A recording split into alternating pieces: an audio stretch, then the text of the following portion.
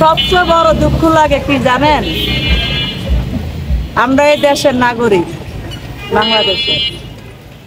আমরা কিন্তু যখনই ভোটার হয়েছি তখন থেকে কিন্তু ভোট দিই।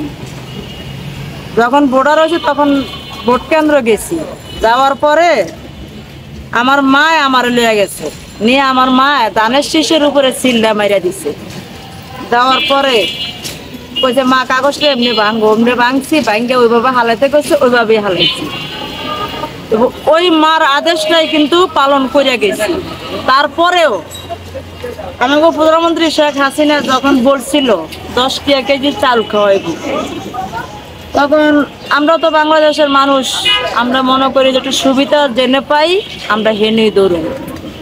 তারপরেও কিন্তু আমি কিন্তু প্রধানমন্ত্রী শেখ আমার মার আদেশ বাদ দিয়েও কিন্তু আমি শেখ হাসিনারে নৌকা মার্কায় ভোট দিচ্ছি। আজকে চাল খাই 100 টাকা, 80 টাকা, 75 টাকা কেজি, 60 টাকা কেজি।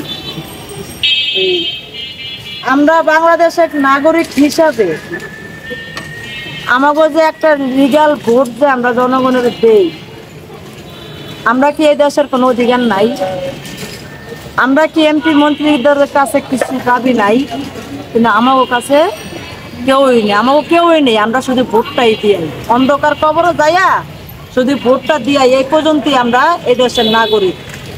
ওই যে নৌকার সময় নৌকার বসাইতে পারি না বুকে, আর ধানের শীষ আইলে ধানের শীষ বসাইতে পারি না, এই জন্য আমরা এই দেশের টাকা পয়সার মালিক হইতে পারি না। এই ফুটপাতে কষ্ট করে যাবো জীবন দাঁড়াই। আর যদি ঠেকি যে মানুষের কাছে হাত পাতি না আছে, 2টা ছেলে 3টা মেয়ে বিয়া দিচ্ছি, মেয়ের জামাই রেখে আমার দিকে তাকাইবো না পারি, মেয়ের জামাই করে যা পাওয়ার করতে। ডায়াবেটিস দেওয়ার পরে তো যা কামায় তার থেকে বেশি আমার ওষুধই লাগে। আর আমার মতো মানুষ যদি কেউর কাছে যায় একটা কিছু চাইতে গেলে আমরা নিজেরই লজ্জা করি, আমরাই অপমান হই। তারপরে যখন বাঁচতে পারি না তখন আমরা যাই। কিন্তু ভোটের সময় আমরা ঠিকই ভোট দিই। আর যদি আমরা কোনো বিপদে পড়ে এমপি মন্ত্রী ধরে যাইতে চাই, তাহলে মনে যে তাকে পাশ লাগে, আর তামচাগর লেগে আমরা যাইতেই পারি না। তো এটি আমাকে এই দেশের কোনো ইতিহাস না, কোনো কথা না। আমরা যদি ভোটের অধিকার হইতে পারি, যদি আমাকে ভোট যদি সরকারের লাগে, আওয়ামী লীগ হোক আর বিএনপি হোক, তাহলে আমাকে তাকে দরকার আছে, আমাকে পাশে তাকে দাঁড়ানোর দরকার আছে। কিন্তু আমরা শুধু ভোটই দিয়া এরপর আর আমাকে জনগণ চিনবো না, এটা তো হয় না। এটা তো হয় না, এটা তো একটা অভিশাপ, এটা মনে একটা কষ্ট। এই কষ্টটা কার কাছে বলবো?